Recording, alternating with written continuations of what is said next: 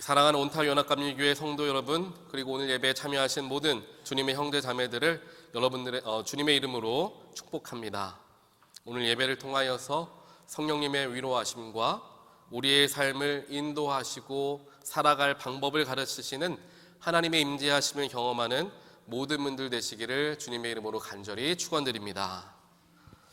우리가 영적인 하나님의 임재하심을 충분히 느끼고 누리기 위해서는 우리의 마음의 문을 먼저 활짝 열어야 합니다. 요즘에 우리가 성경 통독 묵상하는 에스겔과 같이 우리도 말씀을 받아 먹기 위해서 입을 크게 벌리고 감사함으로 말씀을 받을 때에 그 말씀이 예수 그리스도가 되고 그의 살과 피를 우리가 먹고 마심으로 말미암아 예수와 하나 되는 능력을 우리가 체험하게 될 것입니다.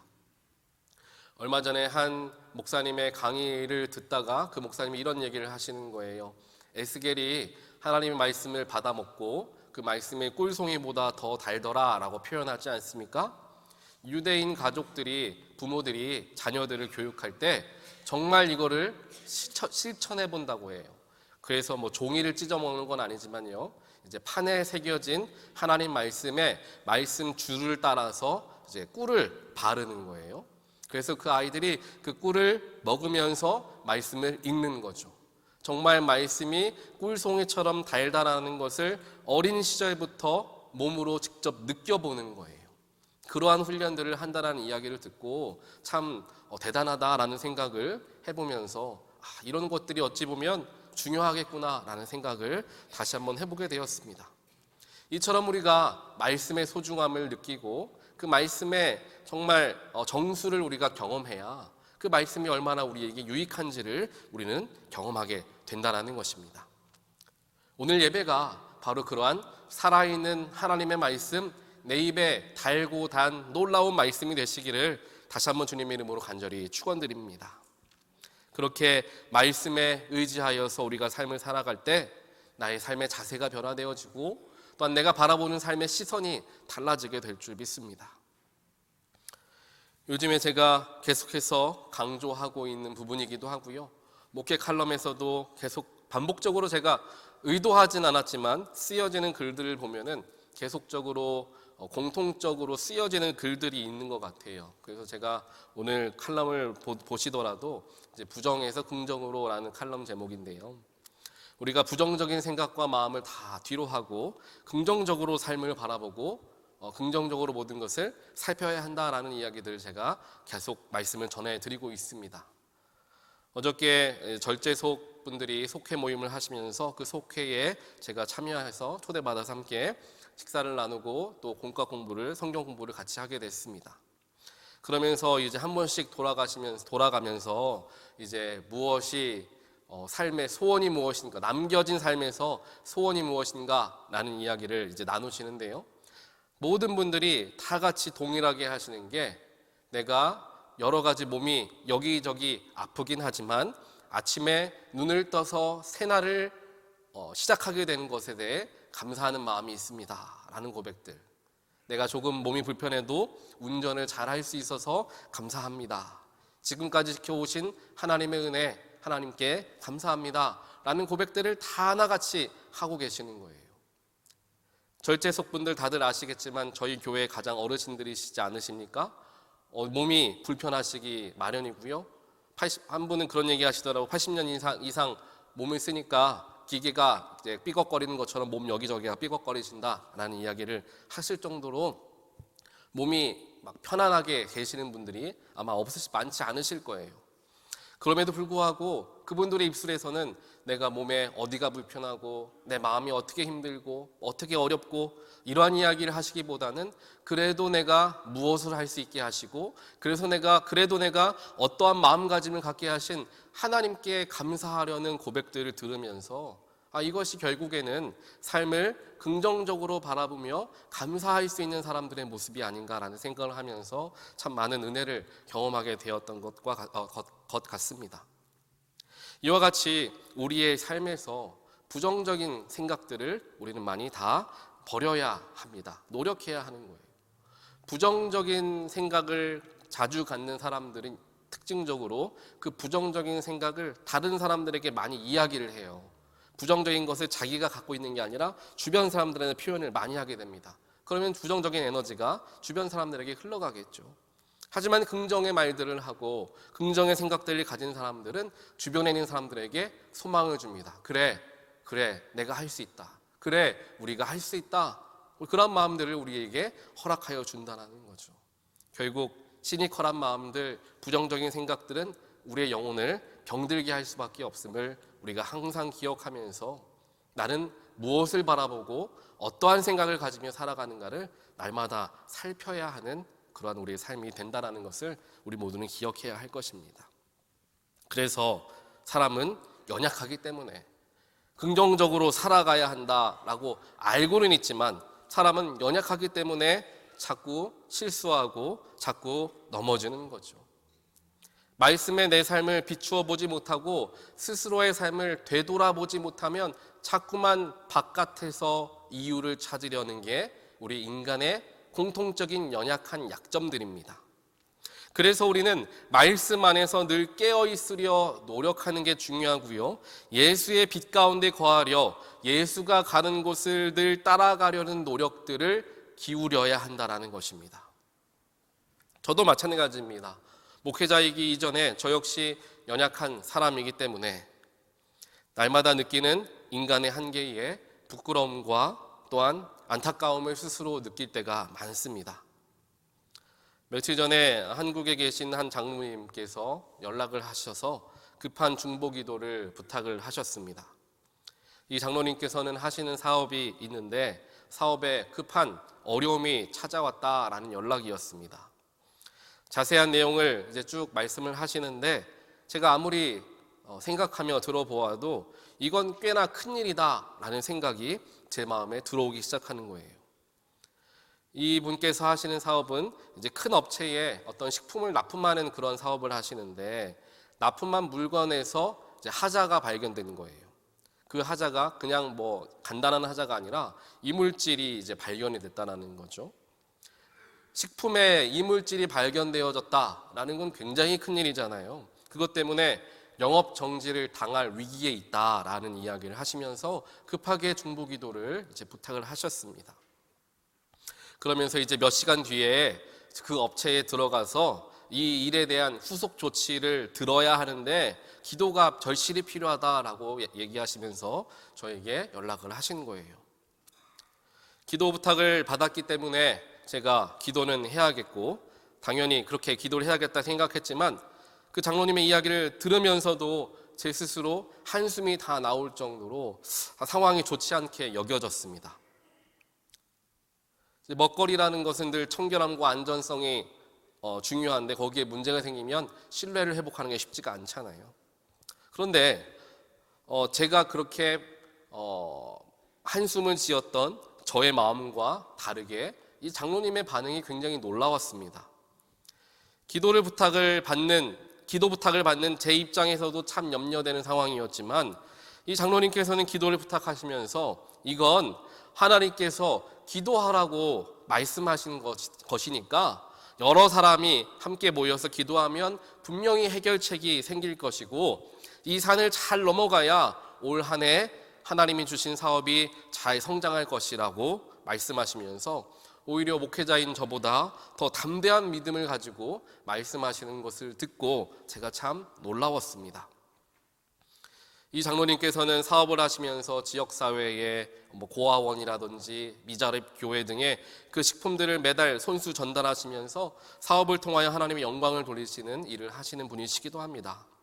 그런데 아무리 그래도 그렇지 식품에서 이물질이 나오면 거의 뉴스에 나올 정도의 일인데도 불구하고 담대함으로 말씀하시는 이 장로님의 믿음이 대단하게 여겨졌습니다.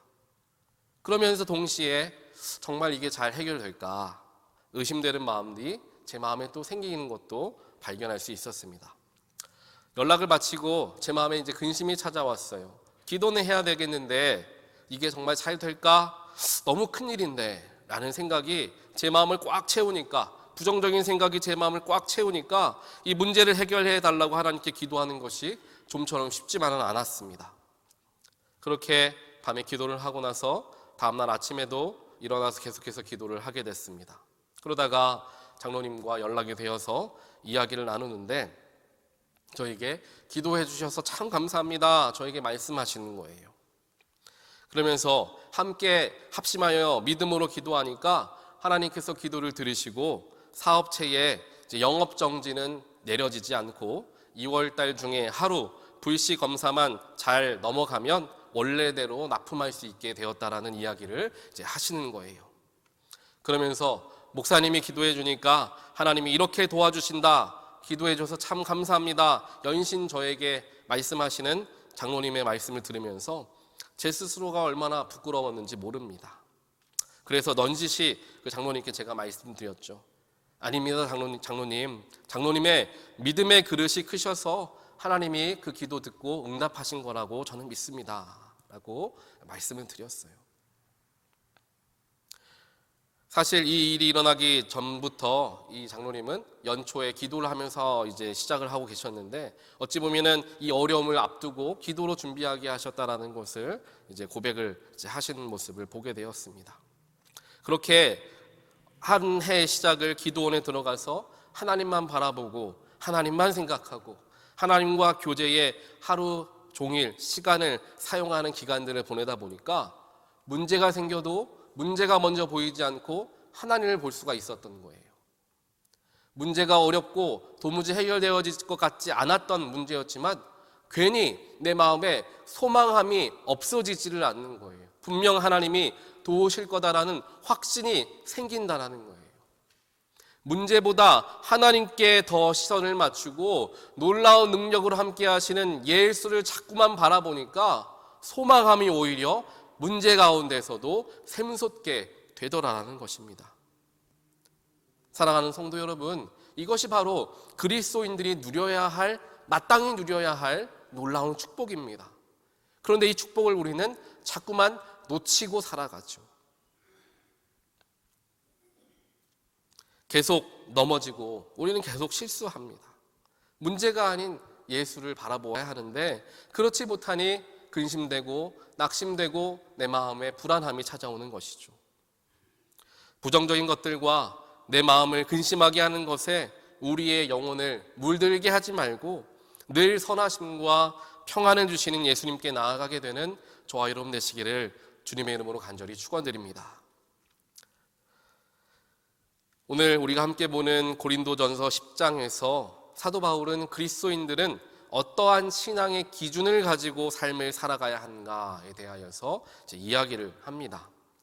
본문 27절을 보니까 당시 고린도 교회 교인들에게 문제가 하나 있었던 것 같습니다. 그리고 아마도 이 문제 때문에 교인들의 생각이 나뉘어지고 갈등까지 생겼으리라 짐작해 볼 수 있습니다. 이 문제가 무엇이었냐 하면 제사상에 올라간 음식을 먹어야 하느냐 말아야 되느냐에 대한 문제였어요. 예수를 믿는 사람들 중에 어떤 사람들은 우상신을 섬기는 제사상에 올라갔던 음식을 자유롭게 먹었고요. 또 어떤 사람들은 그런 음식은 절대 먹어서는 안 된다라고 생각하며 음식 먹는 사람들에게 그렇게 하면 안 된다라고 이야기하는 사람들도 있었습니다. 저도 예전에 중학교 때 교회를 다닐 때 교회 목사님이 이런 이야기를 하신 적이 있어요. 제사상에 올라간 음식은 우상에게 드린 음식이니까 먹으면 안 된다라고 저에게 가르치셨습니다. 그래서 그 어린 나이에 목사님 말씀을 잘 들으려고 명절 때 차례상에 올라간 음식들을 친척 어른들 다 둘러 앉아서 드시는데 저 혼자 안 먹겠다고 방 안에 들어가서 그날 점심을 굶었던 기억이 있습니다. 이와 같이 고린도 교회 안에서 이 문제 때문에 갈등이 생기기 시작했고요. 교인들이 나누어지게 될 것 같은 위험이 생기게 되니까 사도 바울이 이 문제에 대하여 분명한 가이드라인을 줘야 되겠다라는 생각을 하게 됐습니다. 그리고 정말이지 더 이상 이 문제에 대하여서 갈등이 생기지 않을 만한 결론을 내리게 되었던 거죠. 제사상에 올라갔던 음식을 먹어도 되느냐, 먹으면 안 되느냐, 모든 교인들이 자기의 생각에 편을 들어주기를 사도 바울의 입술을 바라보며 기다리고 있었습니다. 그런데 바울은 그들이 원하는 답이 아닌 전혀 다른 방법으로 이 문제에 접근하기 시작합니다. 그 음식을 먹느냐 안 먹느냐가 중요하다라는 게 아니죠. 그 말을 하는 겁니다. 먹든지 안 먹든지 내가 하는 행동이 하나님의 영광을 위해 하는 것이 가장 중요하다라는 결론을 사도 바울은 교인들에게 허락하여 주었던 것입니다. 아마 고린도 교인들은 조금 실망했을 수도 있습니다. 사도 바울 목사님이 우리 편에 좀 서서 우리 말에 맞게끔 이야기해 주면 좋을 텐데, 그래서 말도 안 되는 상대방의 의견 틀렸고 여러분들이 잘했습니다, 여러분들의 의견이 옳습니다, 이렇게 우리 편이 되어주길 원했는데 전혀 다른 이야기를 하고 있기 때문에 아마 실망한 교인들도 있었을 겁니다. 하지만 사도 바울이 고린도 교인들에게 말해준 이 결론이야말로 하나님의 방법임을 우리는 알 수가 있습니다. 그도 그럴 것이 이 당시 고린도 교회 그 당시에 밖에 시장에 나가보면요, 우상숭배 제사에 올라갔던 음식들이 다른 음식들과 섞여서 흔하게 판매되고 있었다라고 합니다. 누구든지 시장에 나가서 음식을 사서 먹다 보면 부지불식간에 모르는 중에 제사 음식을 먹을 확률이 높았던 거죠. 만약 그렇다면 제사상에 올라간 것을 알고 먹은 사람은 죄인이고, 제사상에 올라간 것을 모르고 먹는 사람, 나는 몰랐으니까 나는 죄가 없다라고 쉽게 말할 수가 있을까요? 아마 그 누구도 자유롭지는 못할 것입니다. 결국 사도 바울은 부정한 음식이라는 세상적인 물질에만 사로잡혀 있었던 교인들의 시선을 옮겨준 거예요. 하나님께로 옮겨준 겁니다. 부정한 음식 혹은 정한 음식, 그 음식 물질적인 것에 사로잡혀서 이게 맞냐 저게 맞냐만 고민하고 갈등하고 싸우고 있던 교인들의 눈을 하나님께로 옮겨 놓았다라는 것입니다. 물질적인 것만을 바라보다 보면 이것이 옳네 저것이 옳네, 각자의 상황과 경험 그리고 입맛에 맞추어서 스스로를 정당화하고 상대방을 정죄하는 그 죄를 우리는 쉽게 지게 됩니다. 하지만 우리의 시선을 돌려서 하나님을 바라보면 하나님의 관점에서 그 일을 바라볼 수 있게 된다는 거죠. 맨눈으로 보았을 때에는 저 멀리 있는 산에 눈이 덮여 있는 것처럼 보여 이 산은 눈산이구나 라고 생각했지만, 하나님이라는 망원경을 통하여 산을 자세히 들여다보니까 저건 눈이 아니라 바위라는 것을 알게 되고, 이 산은 눈산이 아니었고 바위산이었구나라는 것을 깨닫는 것과 같은 이치입니다. 제가 이곳 온타리오 쪽에 와서 느낀 게 바로 그거예요. 이 뒤에 우리 산이 있지 않습니까? 날이 더운 여름날인데 산 꼭대기가 하얗게 되어 있는 거예요. 그래서 저게 눈이 안 녹는 눈인가, 저 위엔 높아가지고 추워서 녹지 않는 눈인가 했는데 산에 가까이 가다 보니까 그게 눈이 아니라 돌이더라고요. 햇볕이 비추면서 빛났던 거죠. 이처럼 멀리서 보았을 때는 저게 눈산이네 라고 생각했지만 가까이 가서 보니까 그렇지 않다라는 것을 알게 되는 것과 마찬가지라는 겁니다. 맨눈으로 삶을 바라보는 사람과 하나님을 통하여서 삶을 바라보는 사람은 문제에 대한 접근 방법이 전혀 다르게 되어 있습니다. 아까 제가 잠깐 말씀을 드렸던 그 장로님이 바로 이런 눈을 가지지 않으셨을까라는 생각을 해봅니다. 맨눈으로 문제를 바라보면 참 답답한 상황이지만 하나님을 통해 문제를 바라보니까 하나님이 나에게 기도하라고 하시는구나, 믿음으로 이겨내라고 하시는구나, 문제의 본질을 꿰뚫을 수 있는 눈을 가질 수가 있었던 것입니다. 여호수아와 갈렙도 그렇지 않습니까? 다른 정탐꾼들은 자신들의 맨눈으로 가나안 군대를 바라보니까 부정적인 의견들을 쏟아냈습니다. 우리는 절대로 저 가나안 사람들과 싸워서 이길 수가 없습니다. 부정적인 의견들을 쏟아냈습니다. 하지만 여호수아와 갈렙은 가나안 사람을 보는 게 아니라 하나님을 보는 거예요. 하나님을 보니까 이 가나안 사람들은 비록 우리보다 클지는 모르지만 하나님과 비교하면 상대가 되지 않는 그런 연약한 인간이다라는 것을 여호수아와 갈렙은 보았던 것입니다. 그러니까 우리가 가나안 군대와 싸우는 것이 아니라 하나님이 우리를 대신하여 싸운다에까지 믿음이 다다르게 되었던 거죠. 삶의 모든 것은 우리가 본질을 꿰뚫을 수 있는 눈을 가지며 살아가야 하는데, 그 눈은 하나님께 시선을 우리가 고정할 때에 가질 수 있게 되는 것입니다. 사람들은 상황을 바라보며 이래서 안 되고 저래서 안 된다라는 생각과 부정적인 의견들을 토해놓습니다. 왜냐하면 부정적인 이야기를 하다 보면 이래서 안 되고 저래서 안 되니까 해봤자야, 그냥 내버려 두고 놔두는 게 낫다, 이런 생각을 하게 되기 때문에 부정적인 이야기하는 것은 굉장히 쉬운 일이에요. 내가 뭘 일을 할 필요가 없습니다. 말만 하면 되는 거죠. 이래서 안 되고 저래서 안 되는데 굳이 왜 에너지를 쓰고 힘을 쓰느냐? 부정적인 이야기하는 게 제일 쉬운 것입니다. 하지만 긍정적인 이야기는 하는 사람은 그렇지만 이래서 할 수 있고 저렇지만 분명히 길이 있을 거야 라고 생각하고 이야기합니다. 하지만 긍정적인 이야기를 하며 행동에까지 옮기는 일은 결코 쉬운 일은 아니죠. 이렇게가 아니라 다르게 일을 해보아야도 합니다. 이 길이 아니니까 다른 길로도 가보아야 합니다. 부정적인 사람은 일할 필요가 없지만 긍정적인 사람은 없는 일을 만들어서 해야 하는 수고를 감당해야 하는 거죠.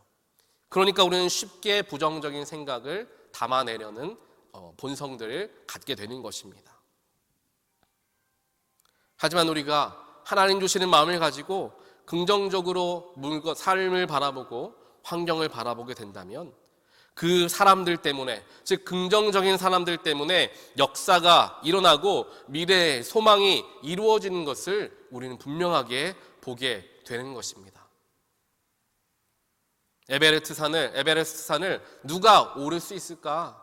그 높은 산을 누가 정복할 수 있을까? 이건 일어날 수 없다. 이 전쟁은 절대로 이길 수 없다. 포기하는 사람들과 다르게, 그럼에도 불구하고 할 수 있다라는 마음을 가지고 나아갔을 때 그 산을 정복할 수 있게 되는 것이고 그 전쟁에서 승리할 수가 있게 되는 거죠.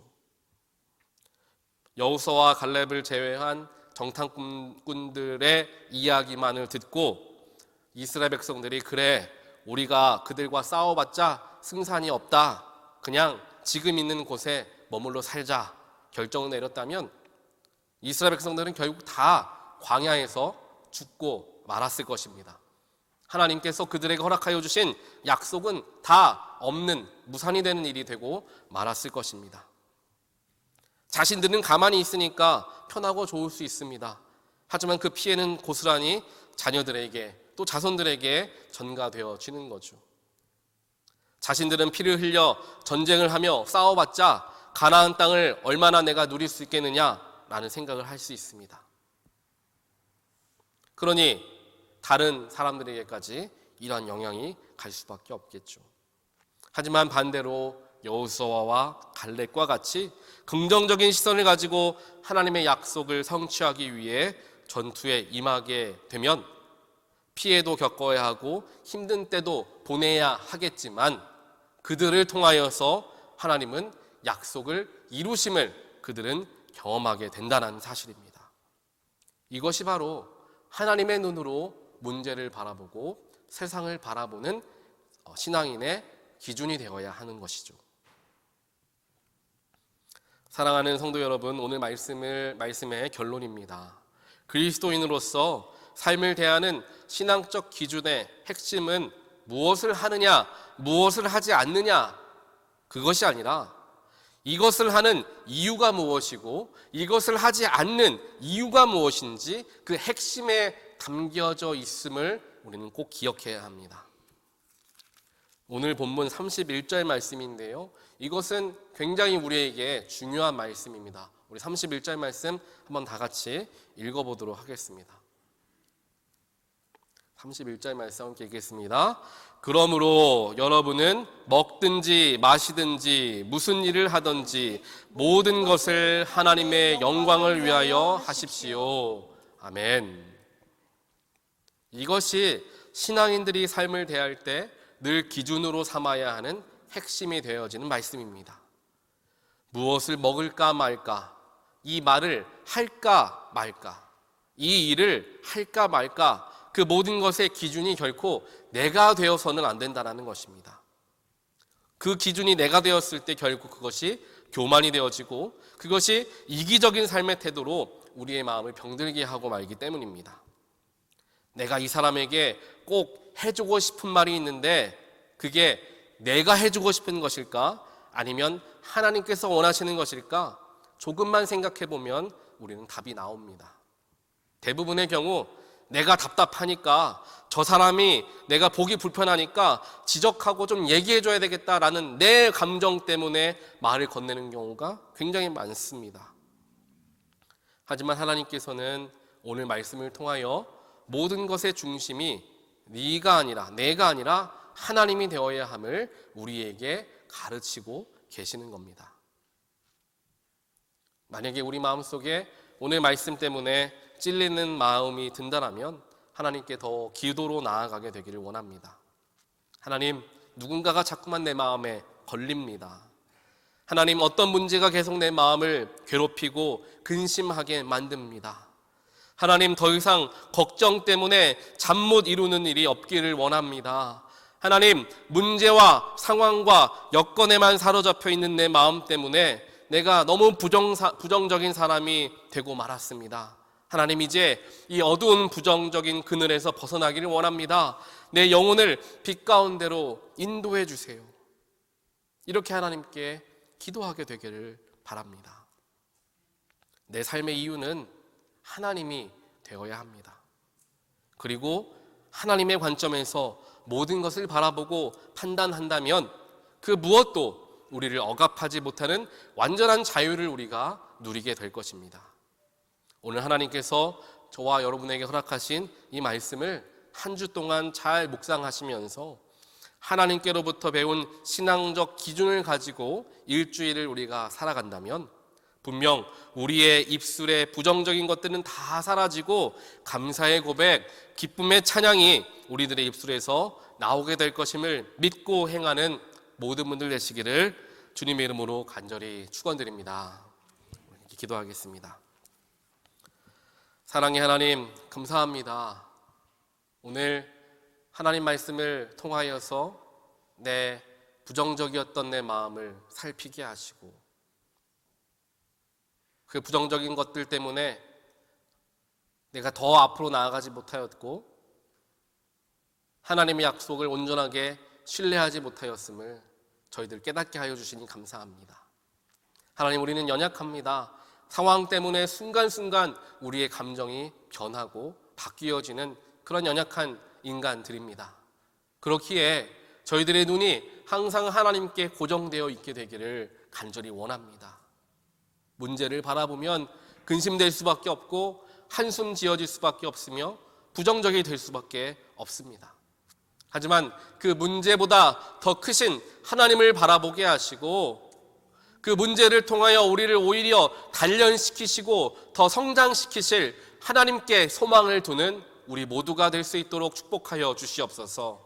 더 이상 문제에 이끌려 다니지 않게 하시고 부정적인 생각에 끌려다니지 않게 하시며 온전한 예수의 빛 가운데 거하며 소망을 가지고 나아가는 감사의 고백을 드리게 되는 우리 모두가 될 수 있도록 하나님 저희들 가운데 역사하여 주시옵소서. 하나님, 이번 한 주간 그러한 마음을 가지고 삶을 살아가길 원합니다. 무엇을 만나던 어떠한 일을 하든지 그래도 참 감사합니다. 이러한 어려움이 있었지만 그럼에도 불구하고 내가 참 감사합니다 라는 고백을 훈련하는 한 주가 되게 하여 주시오. 한 주가 다 마무리되어지고 토요일 날 저녁에 한 주를 돌아보았을 때 기쁨과 감사함의 고백이 넘쳐나는 우리의 한 주가 될 수 있도록 하나님 축복하여 주시옵소서.